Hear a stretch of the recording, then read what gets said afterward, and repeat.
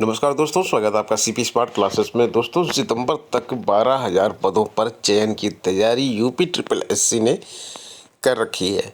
उत्तर प्रदेश अधीनस्थ सेवा चयन आयोग ने सितंबर तक करीब 12,000 पदों के लिए चयन की तैयारी पूरी कर ली है। यह भर्तियां कई विभागों में काफ़ी समय से लंबित थी। इनके अलावा आयोग जुलाई के अंतिम सप्ताह में एएनएम के 9,212 पदों का परिणाम भी जारी कर देगा। एएनएम भर्ती के अभ्यर्थियों के दस्तावेज का सत्यापन चल रहा है। आयोग के अनुसार 25 सितंबर तक लंबित सभी भर्तियों के परिणाम जारी करने की तैयारी है।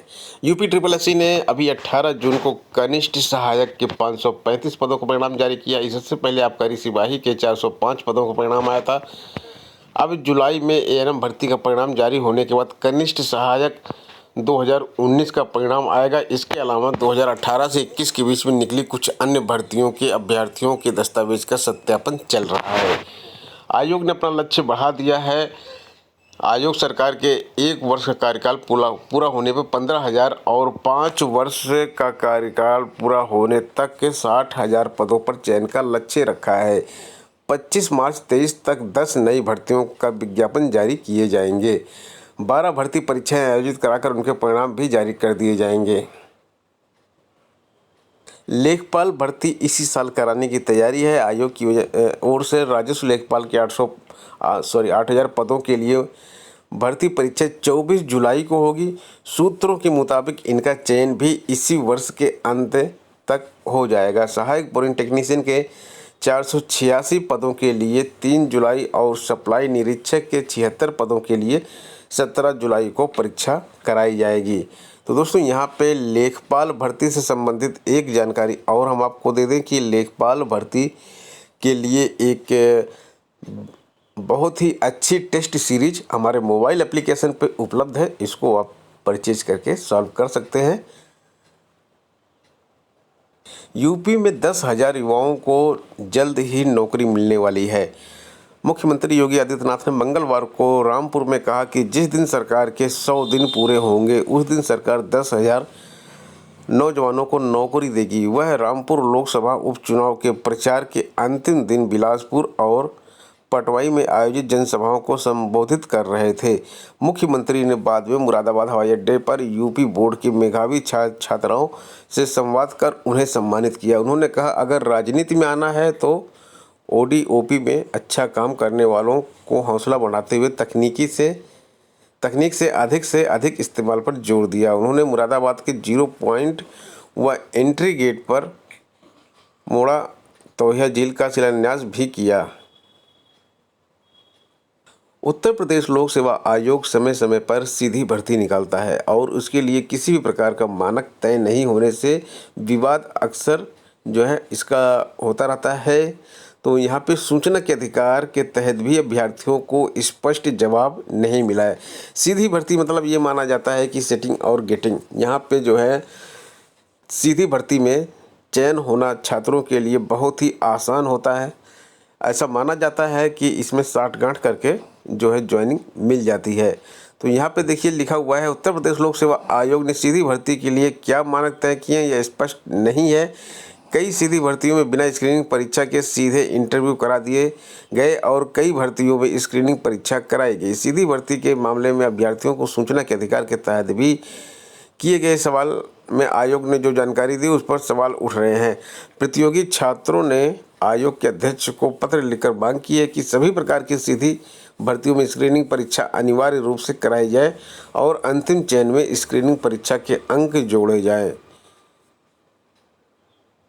27 एवं 28 जून को अर्थ एवं संख्याधिकारी के 25 पदों पर भर्ती के लिए सीधे इंटरव्यू होने जा रहा है। इसी तरह कई अन्य सीधी भर्तियों में भी बिना स्क्रीनिंग परीक्षा के सीधे इंटरव्यू कराए जा रहे हैं। दोस्तों, आगे बढ़ने से पहले हम बात करते हैं सीपी स्मार्ट क्लासेस के मोबाइल एप्लीकेशन की। तो गूगल प्ले स्टोर पे ये उपलब्ध है, आप वहाँ से सर्च करके डाउनलोड कर सकते हैं। डिस्क्रिप्शन बॉक्स में भी इसका लिंक मिल जाएगा, वहाँ से आप इसको डाउनलोड कर सकते हैं। इस एप्लीकेशन के माध्यम से हम सभी प्रकार की शिक्षक भर्तियों की तैयारी करवाते हैं। इसके साथ साथ यूपी ट्रिपल एससी के जो एग्ज़ाम होते हैं उनकी तैयारी भी करवाते हैं। तो अभी इसमें टीजीटी पीजीटी की वैकेंसी आई है। टीजीटी पीजीटी में 2021 में हमारे इस एप्लीकेशन के माध्यम से जो है सक्सेसफुल क्लासेस चलाई गई और बहुत सारे छात्रों का चयन हमारे इंस्टीट्यूट से हुआ है। आप ऐप डाउनलोड करके वहाँ पर डिटेल्स देख सकते हैं। 2022 की कक्षाएं हमारी शुरू हो चुकी हैं और जिन छात्रों को क्लास ज्वाइन करना है वो एंट्री लिख के 829-922-6960 नंबर पे व्हाट्सएप के माध्यम से संपर्क कर सकते हैं। टीजीटी में संगीत विषय की भी लाइव क्लास हमारे पास है और उसके साथ साथ साइंस की, मैथ की, बायोलॉजी की, इंग्लिश की, कई अन्य विषयों की लाइव क्लास हमारे पास है और कुछ विषयों की रिकॉर्डेड वीडियो कोर्स भी हमारे पास है और कुछ विषयों के टेस्ट सीरीज कोर्स भी हमारे पास है। आप एप्लीकेशन डाउनलोड करके वहां विजिट कर सकते हैं। फर्जी शिक्षकों पर 30 जून तक केस दर्ज करने के निर्देश दिए गए हैं। एसटीएफ द्वारा प्रदेश के विभिन्न जिलों में फर्जी प्रमाण पत्र लगाकर नौकरी करने वाले 228 शिक्षकों की पहचान के बाद भी अभी तक 176 के विरुद्ध एफआईआर नहीं दर्ज हुई है। एसटीएफ ने इस बाबत सूचना न मिलने के साथ आशंका जताई है कि आरोपियों को बचाव का मौका दिया जा रहा है। इसी क्रम में बेसिक शिक्षा निदेशक ने विभिन्न 35 जिलों में ऐसे शिक्षकों के खिलाफ 30 जून तक एफआईआर दर्ज करवाकर निदेशालय को सूचना देने के निर्देश दिए हैं। कौन कौन से जिले हैं जहां पर फर्जी शिक्षक मिले हैं तो उसमें देख लीजिए गोरखपुर, देवरिया, कुशीनगर, महाराजगंज, बस्ती, संत कबीर नगर, बलरामपुर, गोंडा, श्रावस्ती, सिद्धार्थनगर, आजमगढ़, मऊ, बलिया, जौनपुर, गाजीपुर, भदोही, सोनभद्र, लखनऊ, सीतापुर, हरदोई, लखीमपुर खीरी, उन्नाव, बाराबंकी, सुल्तानपुर, अमेठी, प्रयागराज, कौशाम्बी, प्रतापगढ़, कानपुर नगर, फर्रुखाबाद, कन्नौज, आगरा, फिरोजाबाद, शाहजहांपुर, मथुरा शामिल हैं। शिक्षकों व कर्मचारियों का वेतन भुगतान ऑनलाइन ही कराने के निर्देश जारी कर दिए गए हैं।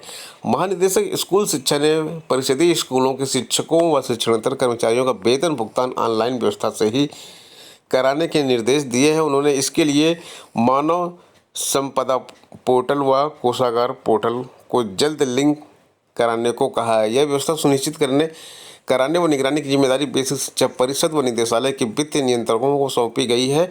इस संबंध में जारी आदेश में महानिदेशक विजय किरण आनंद ने कहा कि समीक्षा में पता चला है कि वित्त एवं लेखाधिकारी इस व्यवस्था में रुचि नहीं ले रहे हैं। उन्होंने निर्देश दिए कि बिना मानवीय हस्तक्षेप के शिक्षकों व कर्मचारियों के वेतन का भुगतान सीधे उनके खातों में भेजना सुनिश्चित किया जाए। सरकारी नौकरियों में तरह तरह के विवाद होते हैं। एक नया विवाद आया कि रिटायर्ड जेई जो है 1 साल तक नौकरी करता रहा और 10,97,000 रुपये वेतन भुगतान भी ले लिया। अब पेंशन से उसकी कटौती की जाएगी। यहाँ पे एक जेई थे जिन्होंने जो है जब ज्वाइन किया तब वो 14 साल के थे और उन्होंने हाई स्कूल का सर्टिफिकेट वगैरह लगाया तो वो लगाया, कई सालों के बाद लगाया। उसके बाद वो रिटायर, उनकी डेट फिक्स की गई 2018 में, लेकिन वो रिटायर हुए 2019 में और जब 19 में उनको रिटायर किया गया तब तक वो 1 साल एक्स्ट्रा नौकरी कर चुके थे। ईडब्ल्यूएस कोटे में अपात्रों के चयन का आरोप लगाया गया है। एडेड महाविद्यालयों में ईडब्ल्यूएस कोटे से चयनित कई असिस्टेंट प्रोफेसरों पर आरोप लगाया कि वह अपात्र होने के बावजूद इस आरक्षण का फायदा लिए हैं। इसकी शिकायत उच्चतर शिक्षा सेवा आयोग में की गई। अशासकीय सहायता प्राप्त एडेड महाविद्यालयों के लिए उच्चतर शिक्षा सेवा आयोग असिस्टेंट प्रोफेसरों की भर्ती कर रहा है। पिछले दिनों बीएड विषय के लिए 112 अभ्यर्थियों का चयन हुआ। प्रश्न पत्र में गलतियां होने के कारण मामला हाई कोर्ट में विचाराधीन है। इसी बीच चित्रकूट निवासी अभ्यर्थी शशि शेखर ने उच्च शिक्षा सेवा आयोग में शिकायत कर कुछ अभ्यर्थियों के चयन पर सवाल उठाया है। पॉलिटेक्निक कॉलेजों को गणित के 60 प्रवक्ता मिल गए हैं। गणित विषय के लिए 60 प्रवक्ता का चयन हुआ। मंगलवार को उत्तर प्रदेश लोक सेवा आयोग ने परिणाम जारी किया है। अगले महीने तक इनको कॉलेज आवंटित कर दिया जाएगा। प्रावधिक शिक्षा विभाग के अंतर्गत पॉलिटेक्निक कॉलेजों के लिए यूपीपीएससी प्रवक्ताओं का चयन कर लिया गया। अब तक कई विषयों के लिए प्रवक्ता चयनित हो चुके हैं। मंगलवार को गणित विषय का भी परिणाम घोषित कर दिया गया। परीक्षा नियंत्रक अरविंद कुमार मिश्र ने बताया कि विज्ञापन संख्या A-7E/1/2021 के तहत गणित प्रवक्ता के 60 पदों पर भर्ती के लिए 29 अप्रैल 2022 को परीक्षा कराई गई थी। सफल अभ्यर्थियों का 15-16 जून को साक्षात्कार कराया गया, जिसमें गणित के लिए 60 प्रवक्ता का चयन हुआ, जिनमें अभ्यर्थियों के नाम के आगे प्रोविजनल शब्द अंकित है उन्हें निर्धारित समय में अपेक्षित अभिलेख आयोग में जमा करना। उन्होंने बताया कि परीक्षा परिणाम से संबंधित प्राप्तांक और कटऑफ की सूचना कुछ दिनों में आयोग की वेबसाइट पर दी जाएगी। तो दोस्तों ये हो गए आज के प्रमुख समाचार। मिलते हैं नेक्स्ट वीडियो में कुछ नई अपडेट, कुछ नई जानकारी के साथ। बने रहें सीपी स्मार्ट क्लासेस के साथ। धन्यवाद।